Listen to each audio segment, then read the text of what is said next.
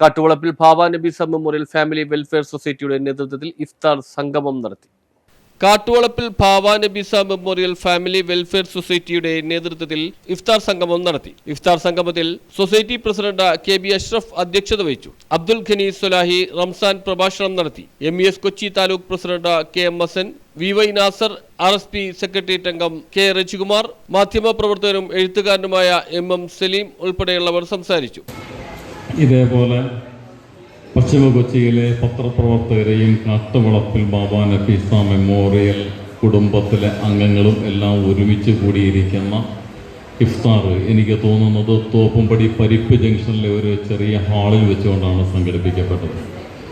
ഇന്ന് കുറച്ചുകൂടി വിപുലമായിക്കൊണ്ട് വിവിധ തുറകളിലുള്ള ആളുകളെയും കൂടി പങ്കെടുപ്പിച്ചുകൊണ്ടാണ് ഈ പരിപാടി ഇവിടെ സംഘടിപ്പിച്ചിരിക്കുന്നത്. നമ്മൾ മനസ്സിലാക്കുന്നത് പോലെ വിശുദ്ധ റമളാൻ മാസത്തിൻ്റെ ആദ്യത്തെ 10 കഴിഞ്ഞ് രണ്ടാമത്തെ 10ൻ്റെ തുടക്കത്തിൽ നമ്മൾ നിലനിൽക്കുന്ന സന്ദർഭത്തിൽ ഈ കുടുംബത്തിനെ ദുഃഖത്തിലാഴ്ത്തുന്ന ഒരു വസ്തുതയുണ്ട് എന്നുള്ളത്, ഈ കുടുംബവുമായി അഭേദ്യമായി ബന്ധം പുറത്ത ഒരു വ്യക്തി എന്നുള്ള നിലയിൽ എനിക്കറിയാം. ലോകമാകെ ഒരു യുദ്ധത്തിൻ്റെ ഭീതിയിൽ നിൽക്കുന്ന സന്ദർഭമാണത്. പലസ്തീനിലെ ജനങ്ങളെ, കുഞ്ഞുങ്ങളെ വരെയും വെടിവെച്ച് കൊല്ലുന്ന നടപടികളിലേക്കാണ് ഇസ്രായേൽ എന്ന് പറയുന്ന